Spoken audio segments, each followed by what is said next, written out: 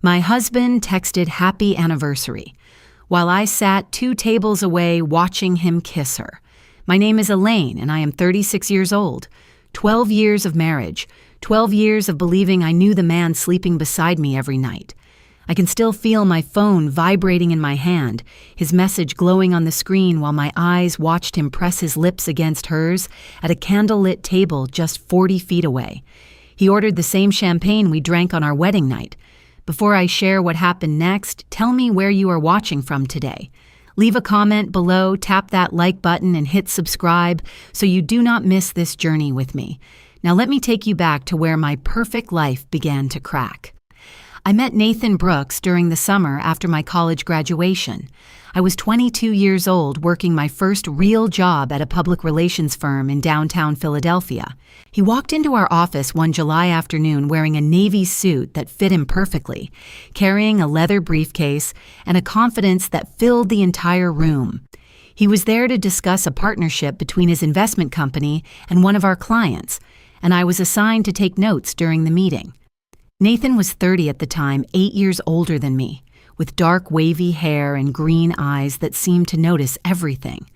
When the meeting ended, he lingered by my desk and asked if I could recommend a good coffee shop nearby. I suggested a small cafe around the corner, and he asked if I would join him. I said yes without hesitation, drawn to something magnetic in his presence that I could not quite name. That first coffee turned into dinner the following week, which turned into weekend brunches, which turned into something I had never experienced before. Nathan pursued me with an intensity that made me feel like the center of the universe. He sent flowers to my office on random Tuesdays. He remembered every detail I mentioned in passing my favorite childhood movie, the name of my first pet, the street where I grew up. He made me feel seen in a way no one ever had.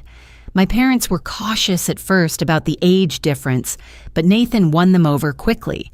He was respectful and attentive when he visited their home in New Jersey, helping my father fix a leaky faucet and complimenting my mother's cooking with genuine appreciation. By the time he proposed 18 months after our first coffee, my entire family adored him almost as much as I did.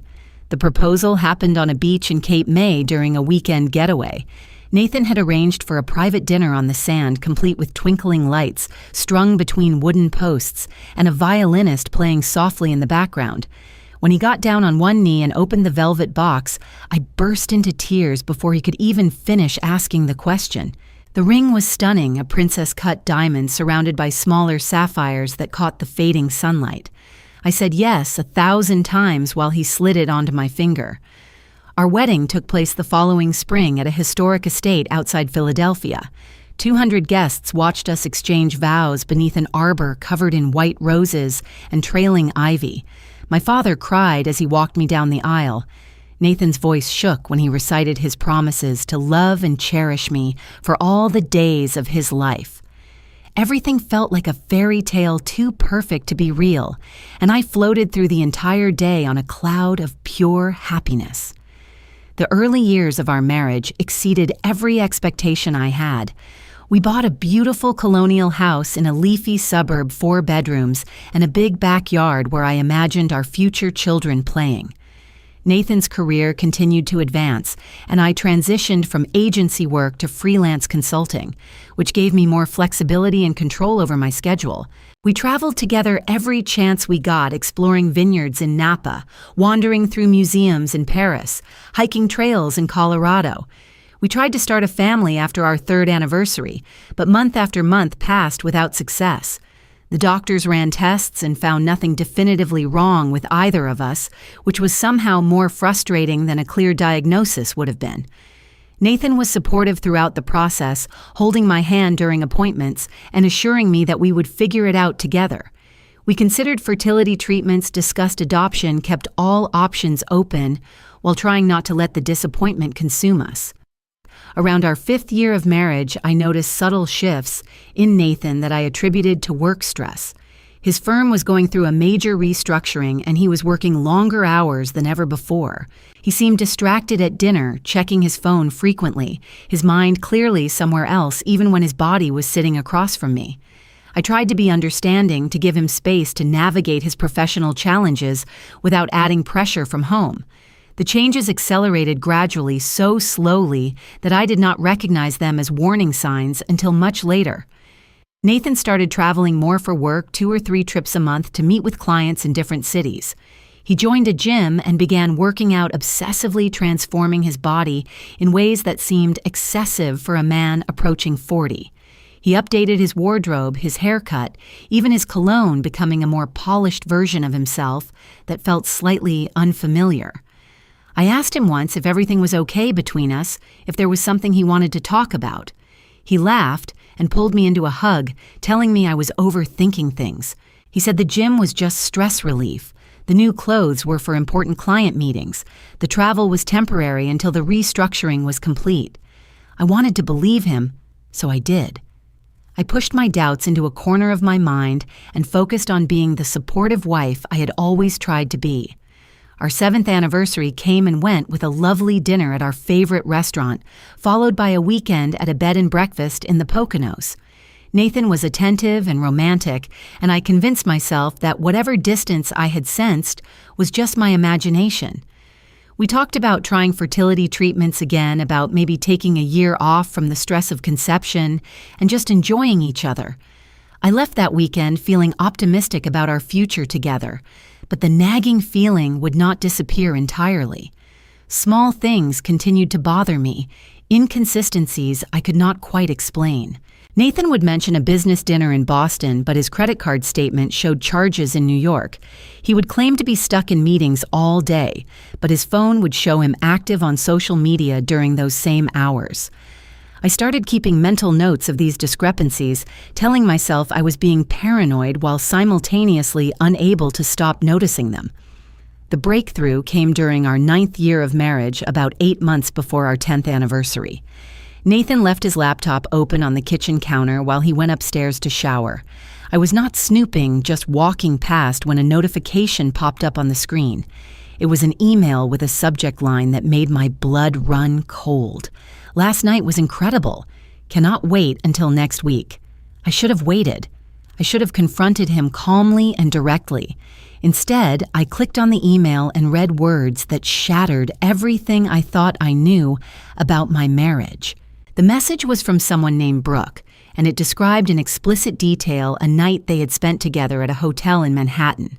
There were references to previous encounters, inside jokes. I did not understand plans for future meetings. The tone was intimate and comfortable, suggesting a relationship that had been developing for a significant period of time. I heard the shower turn off upstairs and quickly closed the laptop, my hands shaking so violently I could barely control them. When Nathan came downstairs a few minutes later, I was sitting at the kitchen table with a cup of coffee. I could not drink, trying desperately to compose my face into something resembling normal.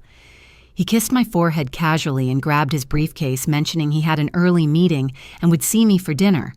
I watched him walk out the door, the man I had loved for nearly a decade, the man who had been lying to me for God knows how long. The hours that followed were a blur of shock and disbelief. I called in sick to my clients, unable to focus on anything except the words I had read on that screen. I searched through our house like a woman possessed, looking for evidence of the affair I now knew existed. I found more than I wanted, to a receipt from a jewelry store I had never been to, a second phone hidden in his golf bag, credit card statements mailed to his office that I had never seen. The evidence was overwhelming, undeniable, devastating. I called my sister Diane, the only person I could trust with something this enormous. She drove over, immediately abandoning her own workday to sit with me while I fell apart. Between sobs, I told her everything I had discovered, showed her the screenshots I had taken of the emails, the texts on the hidden phone, the receipts for hotel rooms and expensive gifts. Diane held me and let me cry, her own face tight with fury on my behalf. She was the one who convinced me not to confront Nathan immediately. She pointed out that I needed to protect myself legally and financially before he knew that I knew. She recommended a divorce attorney she had heard about through her own network, a woman named Judith, who specialized in high-asset divorces and had a reputation for being ruthlessly effective. I made an appointment for the following week, still unable to fully process what was happening to my life. Meeting with Judith was both empowering and terrifying. She listened to my story with professional detachment, taking notes and asking clarifying questions without any visible emotional reaction. She explained my options clearly, outlining the advantages and disadvantages of different approaches. She advised me to gather as much documentation as possible before filing for divorce to understand the full scope of our finances and Nathan's affair before making any moves he could anticipate. Over the next several weeks, I became a detective in my own marriage. I photographed documents, copied files, tracked Nathan's movements through the location sharing he had forgotten we had enabled years ago. I discovered that Brooke was an associate at a partner firm Nathan worked with, frequently a woman 15 years younger than me, with long blonde hair and a body I could never compete with. They had been seeing each other for nearly 2 years, meeting during his business trips and occasionally when he claimed to be working late. The depth of his deception was staggering. Nathan had constructed an entire parallel life, complete with its own traditions and rituals and future plans. I found emails where they discussed living together someday, where he complained about me as an obstacle to their happiness, where he described our marriage as a mistake he was too cowardly to correct. Reading those words was like being stabbed repeatedly in the chest, each sentence a fresh wound that refused to stop bleeding. I decided to wait until our 10th anniversary to confront him. There was something poetic about it, exposing his betrayal on the day we were supposed to celebrate a decade of partnership. Judith advised against anything public or dramatic, but I was beyond caring about advice at that point. I wanted him to feel even a fraction of the humiliation I had experienced reading his secret correspondence, discovering that our entire marriage had been a lie. Nathan planned a special anniversary dinner, making reservations at an upscale French restaurant called Le Jardin that we had been to only once before for our 5th anniversary. He seemed excited about the occasion, which made his duplicity even more painful to witness. He bought me flowers and told me to wear something elegant that he wanted to celebrate properly after all the challenges we had faced together. I smiled and thanked him, playing my role perfectly while planning my revenge. The day of our anniversary arrived on a Saturday in late September. Nathan told me he had a quick errand to run before dinner and would meet me at the restaurant at 7:30. I agreed cheerfully, knowing exactly what his errand actually involved. According to his location history, he would be stopping at a hotel near the restaurant first, presumably to spend an hour with Brooke before coming to celebrate with me. I arrived at Le Jardin early at 6:45, wanting to be settled before whatever was going to happen that evening. The hostess recognized me from our previous visit and led me to a lovely table near the window with a view of the garden. I ordered a glass of wine and waited, my heart pounding with anticipation and dread. I had invited my sister Diane to join me, and she was scheduled to arrive around 7:15, both for moral support and as a witness to whatever confrontation might unfold. At 7:12, I saw them. Nathan walked through the restaurant entrance, but he was not alone, and he was not coming to my table. He was escorted to a different section of the dining room, a more intimate area partially obscured by a decorative partition, but still visible from where I sat. Walking beside him, her hand tucked into the crook of his elbow, was a woman who matched the photographs I had found on his hidden phone. Brooke. She wore a sleek black dress and heels that made her legs look endless, her blonde hair cascading over her shoulders in perfect waves. I watched in disbelief as Nathan pulled out her chair as he signaled the sommelier with a gesture of practiced authority. He ordered champagne without even looking at the menu, specifying a bottle of Veuve Clicquot, the same champagne we had shared on our wedding night. When it arrived, he poured 2 glasses and raised his in a toast, leaning forward to clink against hers before they both drank. Then he reached across the table, took her face in his hands, and kissed her with a passion I had not felt from him in years. My phone buzzed on the table. I looked down and saw a text message from Nathan, my husband of 10 years, the man currently sitting less than 50 feet away with his mistress. The message read, "Happy anniversary, darling. Running a bit late, but will be there soon. Love you more than words can say. The audacity of it took my breath away. He was literally in the same restaurant where he had told me to wait celebrating our anniversary with another woman while texting me romantic declarations. Either he believed I had not yet arrived, or he had become so comfortable in his deception that he no longer bothered to separate his two lives carefully. Either way, the message crystallized my resolve. I was done being his fool. Diane arrived 3 minutes later and immediately noticed my expression. She followed my gaze across the restaurant, and her face went pale with shock. She started to speak, but I held up my hand to silence her. I needed a moment to collect myself, to breathe through the rage and hurt that threatened to overwhelm me. Then I stood up, smoothed my dress, and began walking toward the intimate corner where my husband sat with his lover. I reached their table just as Nathan was refilling Brooke's champagne glass. He did not see me approaching, too focused on the woman across from him to notice anything happening in his peripheral vision. I stopped at the edge of their table and stood silently waiting for him to register my presence. It took several seconds, during which I studied his face with new eyes, seeing the stranger beneath the familiar features. When he finally looked up, the transformation was almost comical. His expression cycled through surprise, confusion, horror, and finally, a desperate scramble for composure.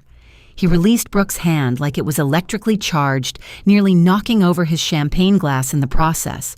His mouth opened and closed several times without producing any coherent sound. Elaine. My name came out strangled, barely recognizable. "What are you doing here?" I smiled pleasantly, channeling a calm I did not feel. "You invited me, Nathan, for our anniversary. Remember?" Brooke looked between us, her face registering understanding rapidly. She had the grace to appear embarrassed, though she made no move to leave or apologize. Her eyes met mine briefly before sliding away, and I caught a flash of something that might have been defiance behind her discomfort. Nathan rose from his chair, reaching toward me as if physical contact could somehow undo what I had witnessed. I stepped back before he could touch me, maintaining a deliberate distance between us. "This is not what you think," he stammered.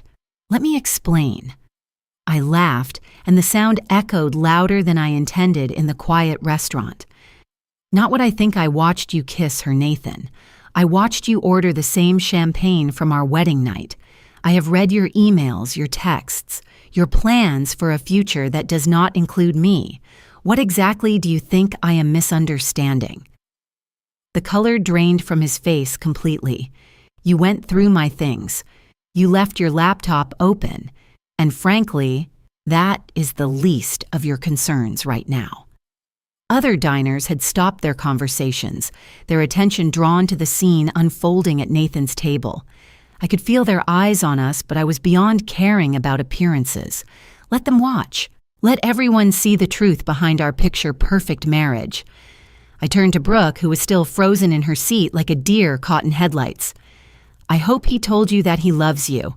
I hope he promised you everything he promised me 12 years ago.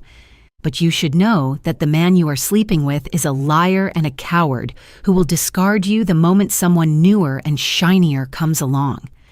She opened her mouth to respond, but I had already lost interest in anything she might say. I returned my attention to Nathan, who was sweating visibly despite the air conditioning. "Here is what is going to happen." I said, my voice calm and clear. "I have already consulted with a divorce attorney. I have documentation of your affair, your financial deceptions, and your lies spanning nearly 2 years. When you get home tonight, you will find your belongings packed and waiting in the garage. The locks have been changed. You can stay with your girlfriend or at a hotel or under a bridge for all I care, but you are not stepping foot in my house again." Nathan's composure finally cracked. "Elaine, please. We can work through this. I made a mistake, but I love you. Let me fix this. A mistake is forgetting to pick up groceries. A mistake is missing an appointment. What you did was a deliberate choice repeated hundreds of times over 2 years. You chose to lie to me every single day. You chose to make me feel crazy for questioning your behavior. You chose to spend our money on gifts and hotels for another woman while I was trying to save our marriage. I pause, letting my words sink in. And I choose to be done with you. I reached into my purse and pulled out the burner phone I had found in his golf bag, placing it on the table between them. You might want this back. I have already saved everything on it as evidence, so feel free to destroy it now.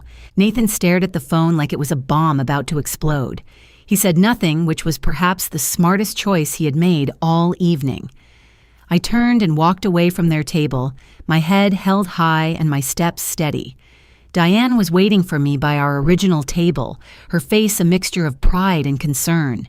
She took my arm and guided me toward the exit past the staring diners and the shocked hostess who had witnessed the entire confrontation.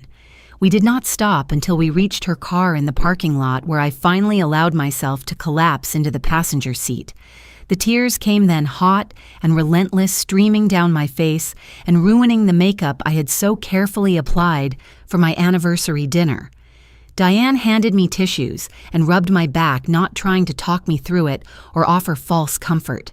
She simply let me feel the full weight of what had just happened, the public destruction of everything I had built my adult life around. We drove to her house in silence, and she poured me a large glass of wine as soon as we walked through the door. Her husband, Mark, had taken their kids to his parents for the evening, giving us privacy to process the night's events. I sat on her couch, still in my anniversary dress, and told her everything that had happened at the restaurant, every word and every expression I could remember. Diane was furious on my behalf, calling Nathan names I had never heard her use before, and promising to make his life miserable in every way possible. But beneath her anger, I could see relief as well. She confessed that she had never fully trusted Nathan, that something about him had always felt slightly off to her. She had kept these feelings to herself because I seemed so happy, but she was glad the truth had finally come out. Around midnight, my phone started ringing with calls from Nathan that I refused to answer. Text messages followed, alternating between apologetic pleas and angry accusations. He blamed me for humiliating him publicly. He claimed the affair meant nothing, that Brooke was just a distraction from our fertility struggles. He begged for another chance, promising to end things with her immediately and dedicate himself to saving our marriage. I read each message without responding, feeling nothing but empty exhaustion. The weeks following that night were a whirlwind of legal proceedings and emotional devastation.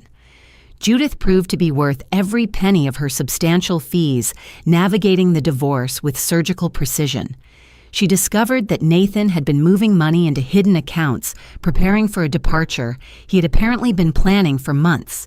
She also found evidence that Brooke was not his first affair, just the longest lasting, with indications of at least 2 other women during our marriage. Each revelation felt like another punch to a body already bruised beyond recognition.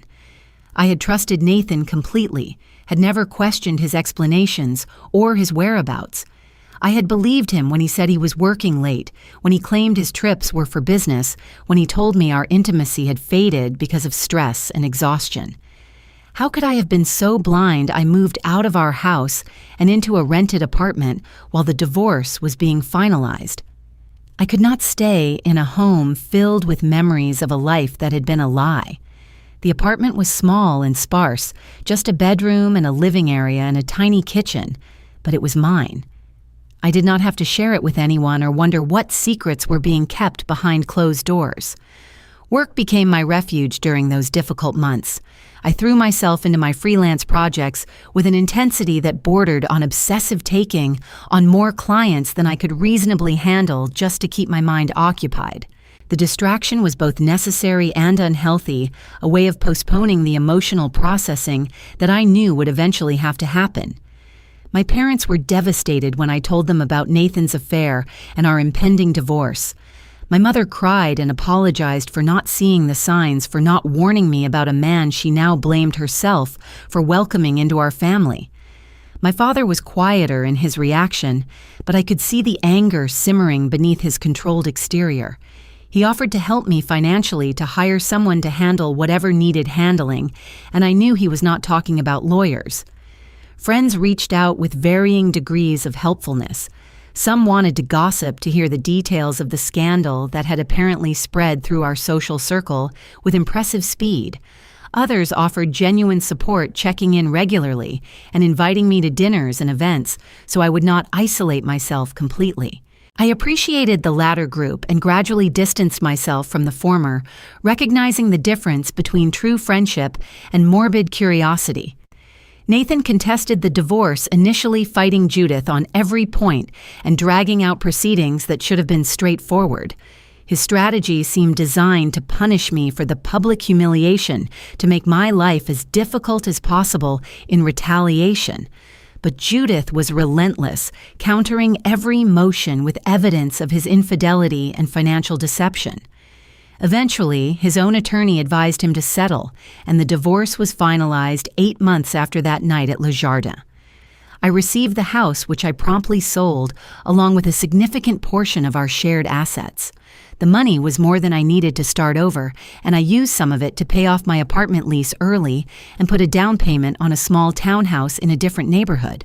The rest went into savings and investments that Judith recommended, building a financial foundation that did not depend on anyone but myself.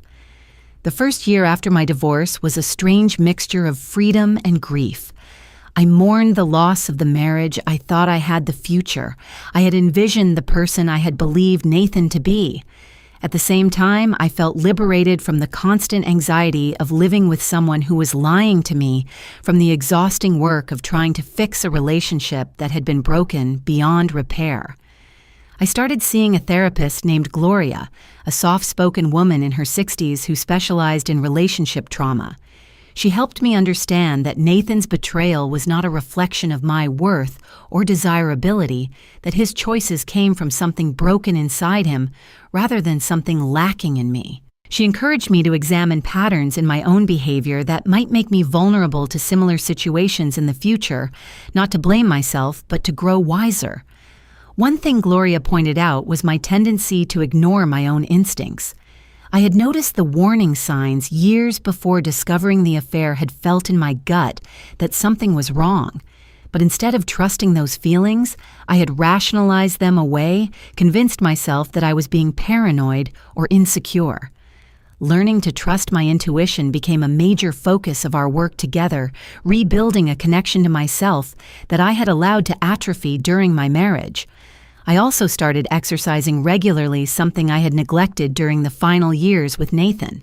I joined a running group that met 3 mornings a week in a park near my new townhouse, a diverse collection of people united by their love of early morning miles.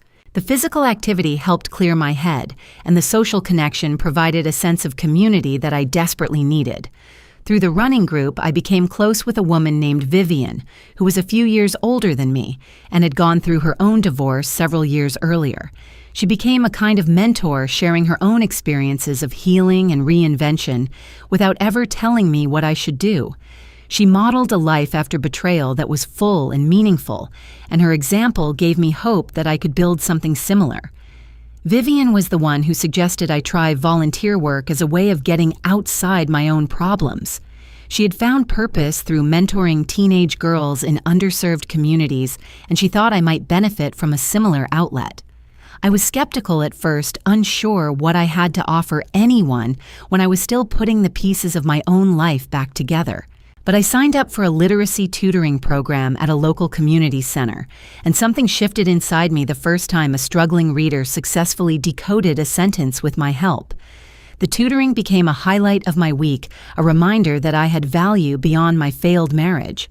My students were mostly adults who had never learned to read properly, often because of challenging childhoods or learning disabilities that went undiagnosed. Their courage in confronting this difficulty as adults inspired me to face my own challenges with similar determination. We were all works in progress, all capable of growth and change, regardless of our histories. 2 years after my divorce, I met someone who would change my understanding of what a healthy relationship could look like. His name was James, and we encountered each other at a charity fundraiser that Vivian had invited me to attend. He was a pediatrician who volunteered at a free clinic for uninsured children, and he spoke about his work with a passion that immediately caught my attention. We talked for over an hour that evening, moving from the crowded main room to a quieter corner where we could actually hear each other. James was recently divorced himself, having ended a 15-year marriage that had been unhappy for most of its duration. He was thoughtful about his own role in that failure, acknowledging mistakes he had made while refusing to reduce the complexity of a long relationship to simple villains and victims. I was cautious about getting involved with anyone still raw from Nathan's betrayal and uncertain of my own judgment. But James seemed to understand that caution, respecting my boundaries without pushing for more than I was ready to give. We started as friends, getting coffee occasionally and attending the same volunteer events. Over months, the friendship deepened into something more, though we moved at a pace that would have frustrated my younger self. What struck me most about James was his consistency. He did what he said he would do, showed up when he promised to show up, communicated openly about his feelings and his life. There were no hidden phones or mysterious trips or late nights that could not be explained. He introduced me to his daughter from his first marriage, a teenager named Sophie, who eyed me with appropriate suspicion before gradually warming up. The contrast with Nathan was stark and sometimes painful. I found myself waiting for the mask to slip for the real James to emerge from behind the kind and honest facade. Gloria helped me work through this hypervigilance, recognizing that not every man was Nathan, and not every kindness was a prelude to betrayal. I learned to trust again, slowly testing each step before committing my full weight. James and I moved in together after dating for 2 years, into a house we chose together that belonged to neither of our pasts. I kept my own finances separate, a lesson learned that I was not willing to unlearn. We discussed expectations, openly created agreements about communication, and boundaries built a relationship on transparency rather than assumption. It was harder work than my marriage to Nathan had been, but infinitely more rewarding. 5 years have passed since that night at Le Jardin, when I watched my husband kiss another woman while texting me declarations of love. I am a different person than I was then, shaped by pain into someone stronger and wiser and more authentic. The naive woman who believed that love was enough to sustain a marriage has been replaced by someone who understands that trust must be earned continuously, that relationships require attention and honesty and work. James and I got married last spring, a small ceremony in a garden with only our closest family and friends. His daughter Sophie was my maid of honor, a role she took very seriously and performed with touching enthusiasm. My parents were there, my father finally allowing himself to trust another man with my heart. Diane and her family came along with Vivian and other friends who had supported me through the darkest period of my life. I still see Gloria occasionally, not because I am in crisis, but because I have come to value the perspective that therapy provides. She has watched me grow from a broken woman barely functioning to someone thriving in a life of her own creation.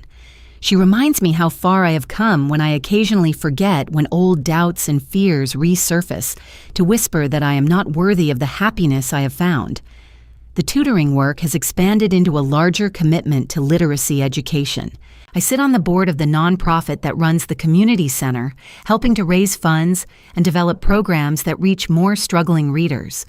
The work gives me purpose and connection, a sense that my life has meaning beyond my own personal circumstances.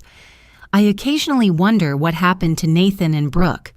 Mutual acquaintances have mentioned that they broke up a couple of years after my divorce, that the relationship, which had seemed so passionate, could not survive the scrutiny of everyday life.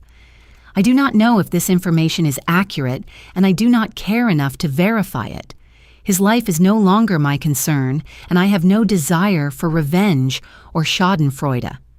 The best outcome for me has been building a life where he is simply irrelevant. The lessons I have learned from this experience continue to guide me. I trust my instincts now, paying attention when something feels wrong instead of explaining away my concerns. I communicate openly with James about everything, the small annoyances and the big fears, refusing to let silence create space for secrets. I maintain my own identity within our relationship, nurturing friendships and interests that exist independently of our marriage. I've also learned to forgive myself for not seeing Nathan's betrayal sooner. I was not stupid or blind.